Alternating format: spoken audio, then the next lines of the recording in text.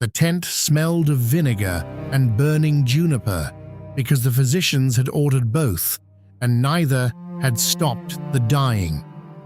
Outside, along the muddy banks of the Danube, the 10th Legion was burying its dead in pits because there were too many corpses for proper rites, and the wind off the river carried the smell of the pits into the imperial quarters, where a man in his middle 50s sat writing on a wax tablet by lamplight. He was the Emperor of Rome. He had been sick for 3 days, and the question he was setting down in Greek was not how to be saved. The question was whether a man who had served the whole had any right to ask to be spared. You are entering the camp of Marcus Aurelius in the 2nd decade of the Marcomannic Wars, somewhere on the northern frontier of the empire. In a year, the plague that historians would later call the Antonine Plague was again moving through the legions. The exact date does not matter for our purposes. What matters is that the man writing the tablet was the most powerful person in the known world, that he believed himself to be dying, and that what he wrote in those hours has come down to us as part of the book we call the Meditations. He did not title it. He did not intend you to read it. He was, by his own description, writing to himself.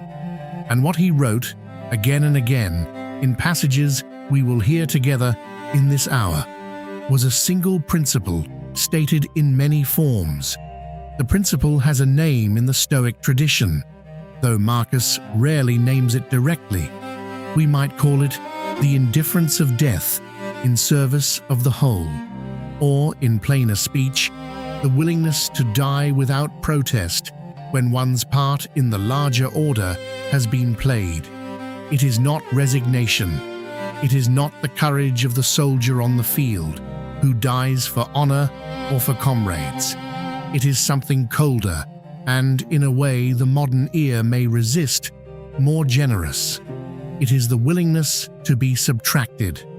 Let us hear how he puts it himself. In the 2nd book of the Meditations, in the translation of George Long, he writes to himself in the morning of an ordinary day, "Begin the morning by saying to thyself, I shall meet with the busybody, the ungrateful, arrogant, deceitful, envious, unsocial." The line is famous. What is less often quoted is the line that closes the same book, where Marcus reminds himself, "Even if thou wert to live 3,000 years, and as many times 10,000 years, still remember that no man loses any other life than this which he now lives, nor lives any other than this which he now loses. The longest life and the shortest," he says, "come to the same thing. You lose only the present, because the present is the only thing you have." The principle, stated plainly, is this: death is not an interruption of life, but a movement within the order of nature. The same nature that brought you into being will, at its own appointed time, take you out of being, and the rational creature, the creature with logos, recognizes this and does not protest. To protest death is to protest the universe, and to protest the universe is the act of a child who has not yet understood where they are. But Marcus goes further than this general Stoic teaching. He frames the willingness to die specifically as an act of civic duty. The emperor who clings to his life, who fears the ending of his particular consciousness, places his small part above the whole he was given to serve. The Stoic tradition called this the cosmopolis, the city of the world, and Marcus believed himself to be a citizen of it before he was emperor of Rome. The bee, he writes elsewhere, does not act for itself alone, and the man who acts for himself alone has cut himself off from the hive. To fear death is, in this strict sense, to be no longer a useful part. It is hard doctrine.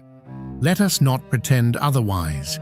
The temptation, in presenting it, is to soften it into something more palatable, some lesson about living each day fully. That is not what Marcus is saying. He is saying that you and I are temporary configurations of matter, briefly possessed of reason, given a task, and that the dignity available to us lies in performing the task without complaint and stepping aside when called. The principle is not therapeutic, it is structural. It tells you what you are. To understand why Marcus needed this doctrine, and needed it not as abstraction, but as something he could grip with both hands in a sick tent on the frontier, you must understand what his life had become. He had not wanted to be emperor. The sources are consistent on this. Marcus had been adopted into the imperial succession by the planning of Hadrian, raised under the careful instruction of Antoninus Pius, trained in philosophy from a young age by a series of tutors whose names he records with gratitude in the first book of the Meditations. Junius Rusticus, who gave him the discourses of Epictetus. Apollonius of Chalcedon, who taught him to be the same in pain and in pleasure. Sextus of Chaeronea, who showed him what it meant to live according to nature without theatricality. These were not romantic teachers. They were professionals, drilling a young aristocrat in the disciplines of self-government. When Antoninus died in 161, Marcus took up the purple alongside his adoptive brother Lucius Verus, an arrangement no Roman emperor had attempted before. Within a year, war broke out with Parthia in the east. When that war ended, the legions returning from the east brought back with them the disease that would become known as the Antonine Plague, almost certainly smallpox, which spread through the empire and may have killed, at its worst extent, a quarter of those it touched. We do not have reliable mortality figures. We have only the testimony of contemporaries that whole districts were emptied, that the army lost units at rates that could not be replaced, that the dead were too many for the rights due to them. And while the plague moved through the population, the Germanic tribes along the Danube, who had watched the empire's strength drain into the east, crossed the river. The Marcomanni and the Quadi, and others whose names we now half remember, broke through the frontier defenses and reached as far as northern Italy, threatening the city of Aquileia. Lucius Verus died in 169, probably of the plague. Marcus was left alone, in his late 40s, to conduct a war his temperament had never sought, and his training had never prepared him for. He spent the last decade of his life almost continuously on campaign. The Meditations were written during this period. The Greek is not the polished Greek of the Athenian schools. It is the Greek of a man writing at the end of long days, in tents, in winter quarters, in cities along the river whose names we know from inscriptions and not from his book. He does not describe the campaign. He almost never mentions the war. What he writes instead is a continuous self-instruction in how to remain a human being under conditions that exhaust human beings. The plague returned in waves. We do not know exactly which year Marcus first fell ill with it, or whether he had it at all in the strict sense. The biographer who composed the Historia Augusta, writing more than a century after his death, and not always reliable, tells us that Marcus died in his camp at Vindobona, which is modern Vienna, in March of the year 180, and that he refused food and drink in his final illness in order to die more quickly, considering himself to have done what was required of him.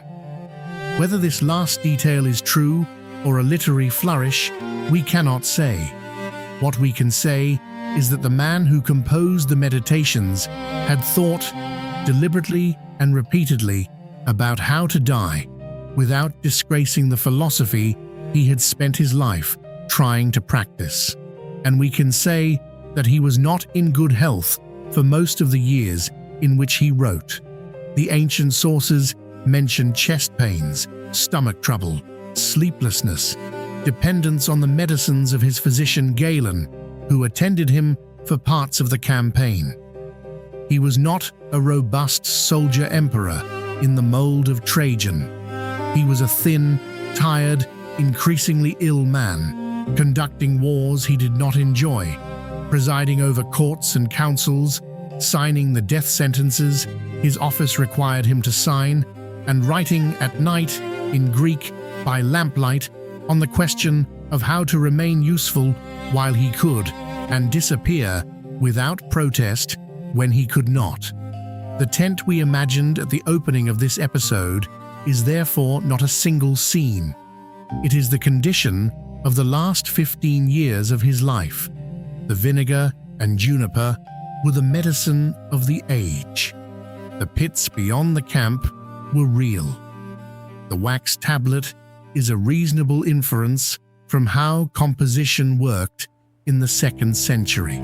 The man writing in Greek by lamplight is what we possess of him, and almost all that we possess. Now let us look at how the principle functioned in his hands, not as theory, as something he used.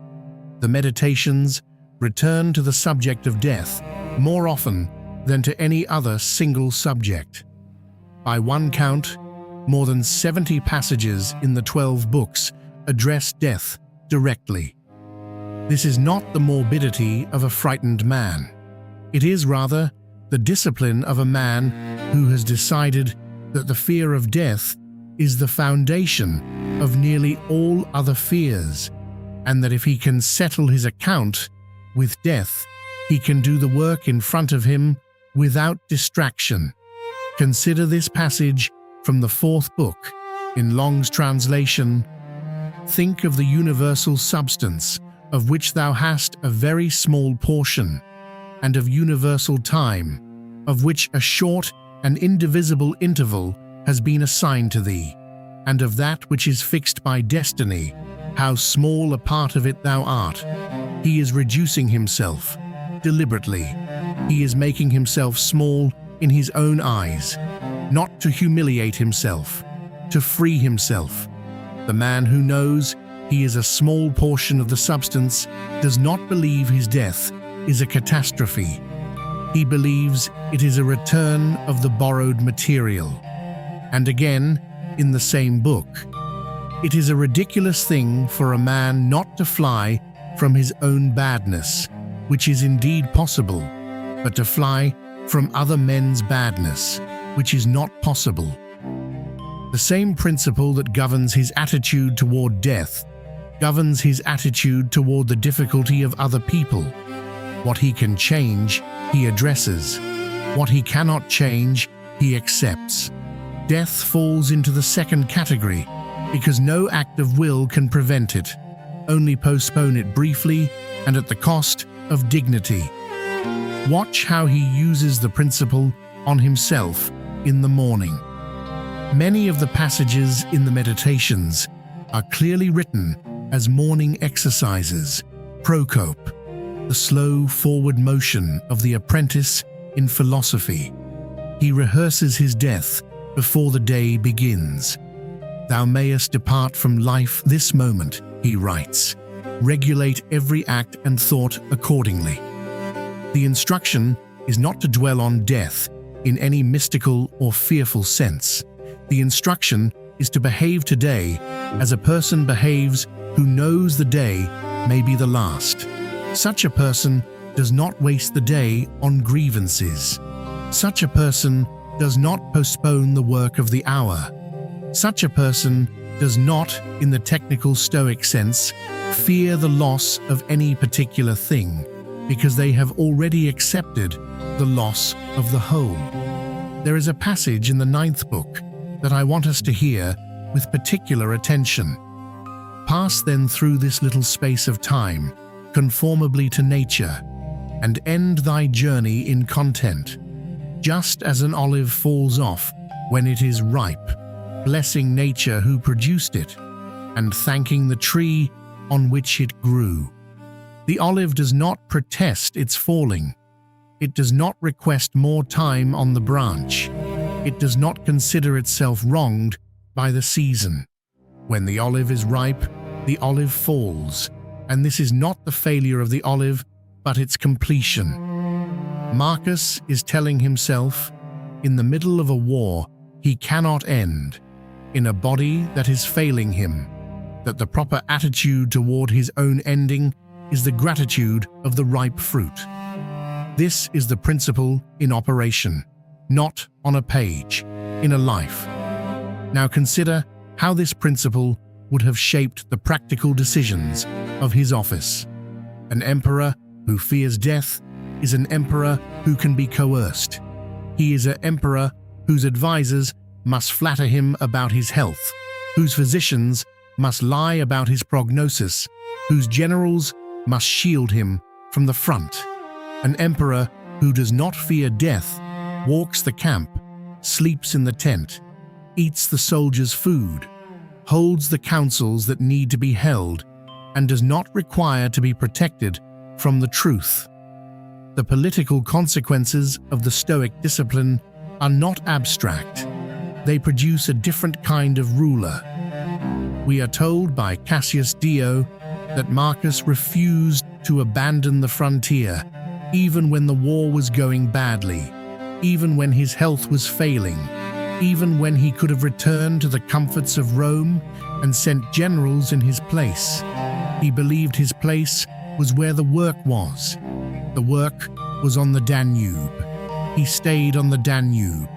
He died on the Danube. The discipline of not fearing death enabled him to be where his duty was, rather than where his fear would have placed him. There is one more dimension of the principle in his life that we must address, because it is uncomfortable and because the integrity of the episode requires it. Marcus had a son, Commodus, whom he raised to succeed him, and whose reign would prove disastrous for the empire. The sources are clear that Marcus knew his son was unsuited to the role. He chose him anyway, in part because the alternative, breaking with hereditary succession, would have meant civil war. The decision is debated by historians, and we will not litigate it here. But notice this: a man who feared his own death would have struggled to think clearly about his successor. A man who had practiced the indifference of death could think about the succession as a problem in statecraft, separate from his own continuation. Whether he chose correctly is one question. That he was able to think about it at all without the distortion of personal terror is the work of the discipline. We must also acknowledge what the principle did not change. Marcus held slaves. Marcus signed orders that sent men to their deaths. Marcus presided over a system of empire that was, by any modern measure, brutal. Stoicism did not make him a reformer of his society. It made him, by his own description, a man trying to do the role he had been given without disgracing himself. The principle we are studying does not transform a Roman emperor into something other than a Roman emperor. It allows him to be that thing without the additional corruption of fear. What then is Marcus actually teaching us? Let us state it plainly, without the consolation that he is speaking of someone else's death and not, eventually, our own. He is teaching that the self you are so concerned to preserve is a temporary arrangement. The matter that composes you was something else before it was you, and will be something else after.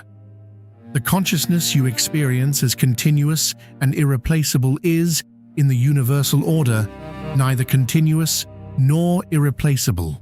Many billions of consciousnesses have come and gone. Yours will join them. This is not a sad fact. It is simply the fact. The Stoic does not deny it, does not soften it, does not promise an afterlife that compensates for it. The Stoic looks at it directly and finds that, looked at directly, it loses its power to disturb. He is teaching, second, that the work you are given to do is more important than the worker. You are not the point. The work is the point. The household, the city, the legion, the empire, the cosmos, whichever level of the whole you serve, is what you are for. When you have served it as best you can, for as long as you can, you have done what was required, and your removal from the scene is not a loss, but a completion. The olive does not mourn itself. He is teaching, third, that fear of death corrupts the present.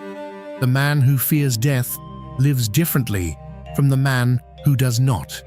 He flatters the powerful in hopes of protection. He hoards. He hides from danger that duty requires him to face. He postpones the necessary conversation, the necessary decision, the necessary act of courage, on the grounds that there will be a better time. There is no better time.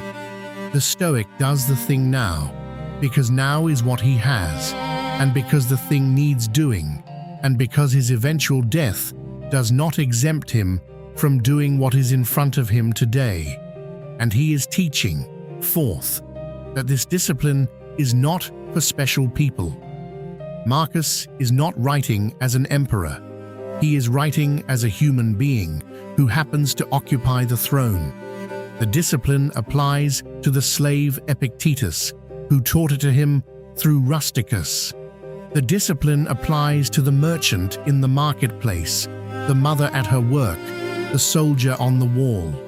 The cosmopolis is a city open to all rational creatures. The membership requires only that you accept your part in the whole and serve it without protesting the terms. This is not a doctrine the modern ear receives easily. We have been formed by other traditions, traditions that place enormous weight on the individual life, on the irreplaceability of the person, on the tragedy of any death whatsoever. Marcus would not deny that the death of a person is significant to those who love them. He grieves, in passages of the Meditations, the deaths of his teachers and his children. But he holds two things at once. He holds that the loss is real, and he holds that the loss is part of the order, and that protesting the order achieves nothing except the addition of one more agitated soul to a universe that does not require agitation. The wise man, we are told, accepts the parts and accepts the whole. He does not bargain. He does not request exceptions for himself. He does the work. He keeps his accounts in good order. And when the call comes, he goes.